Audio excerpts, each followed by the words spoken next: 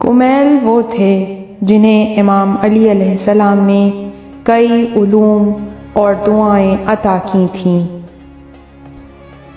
جناب کمیل نے جنگ جمل، صفین اور نہروان امام علی علیہ السلام کی رکاب میں لڑیں، تاہم سن 40 ہجری کو امام علی علیہ السلام کی شہادت کے بعد کمیل گمنامی کی زندگی میں چلے جاتے ہیں، اور تقریباً 80 ہجری تک تاریخ کے اوراق میں فقط اتنا ہی ملتا ہے کہ کمیل کو عبداللہ ابن زیاد نے زندان میں ڈال دیا تھا۔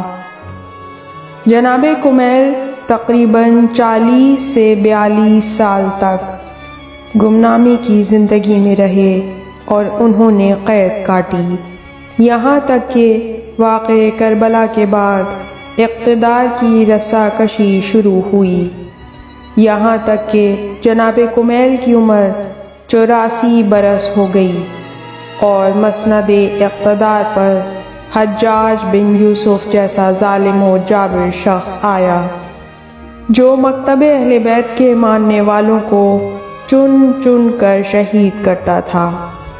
تاریخ میں حجاج بن یوسف کے بارے میں ملتا ہے کہ وہ ظالم اور جابر ترین افراد میں سے ایک تھا، جس نے 30,000 مردوں اور 20,000 خواتین کو بغیر چھت والی جیلوں میں ڈال دیا تھا۔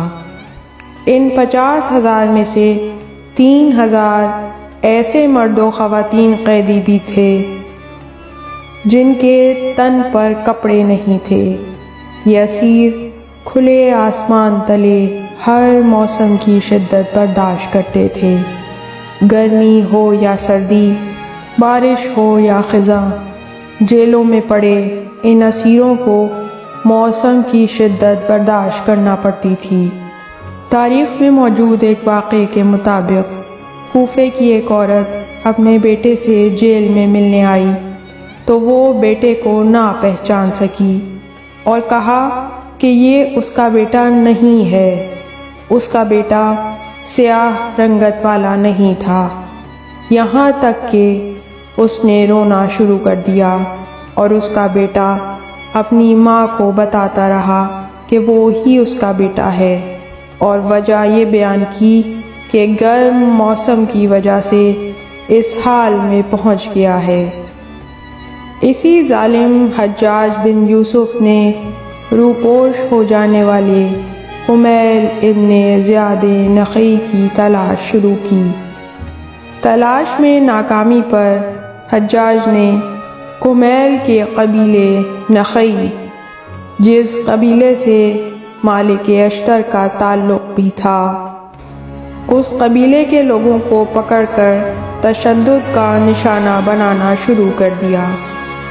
کئی افراد کو اٹھا لیا گیا اور یہاں تک کہ حجاج نے دھمکی دے دی کہ اگر کمیل سامنے نہ آئے تو نخعی قبیلے کے لوگوں کو اس کے سنگین نتائج بھگتنا پڑیں گے، جس کے نتیجے میں جناب کمیل نے سامنے آنے کا فیصلہ کیا، جس پر لوگوں نے جناب کمیل سے کہنا شروع کر دیا کہ حجاج کی دشمنی فقط آپ کے ساتھ ہے، وہ آپ کے قبیلے والوں کو کچھ نہیں کہے گا۔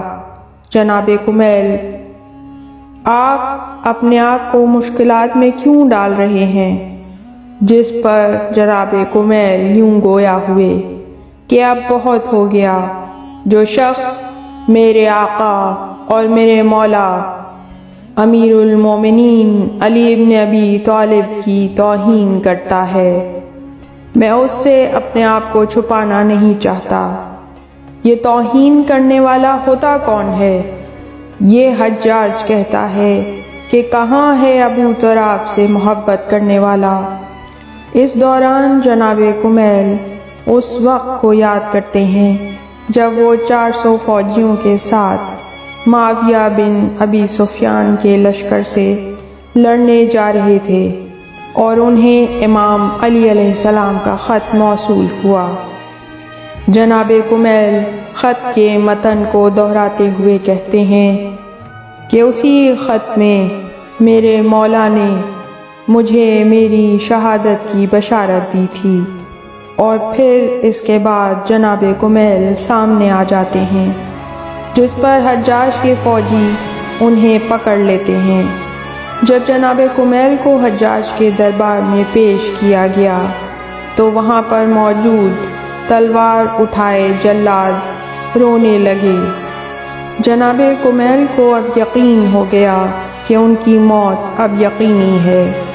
اس دوران حجاج اور حضرت کمیل کے درمیان جملوں کا تبادلہ ہوا۔ حجاج نے کہا، تو ہے کمیل ابن زیاد؟ کمیل نے کہا، ہاں میں ہی کمیل ہوں۔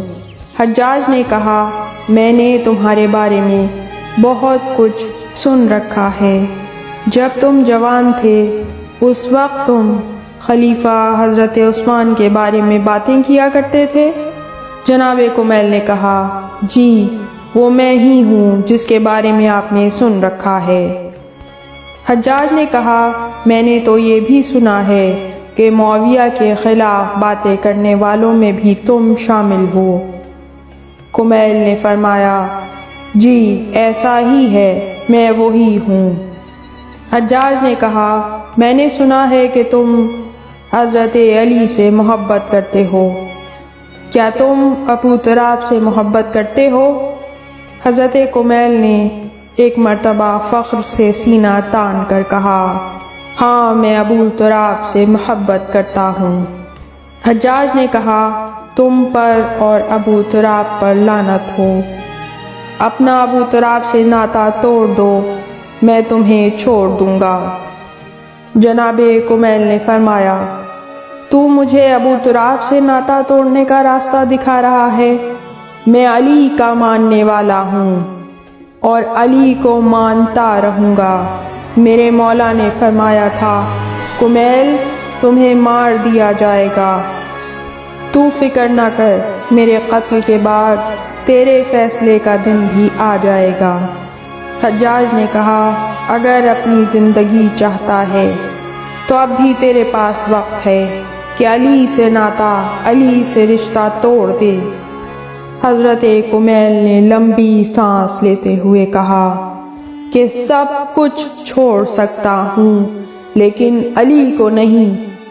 یہاں تک کہ حضرت کمیل نے امام علی سے محبت پر اپنا سخت موقف قائم کر لیا، جس کے ساتھ ہی حجاج بن یوسف نے جلاد کو حکم دیا کہ کمیل کا سر تن سے جدا کر دو۔ یوں 84 سال کے کمیل عشق علی میں درجہ شہادت پر فائز ہوئے۔ شہادت کے بعد جناب کمیل کو نجف و کوفہ کے درمیان مقام ثنویہ میں دفن کر دیا گیا۔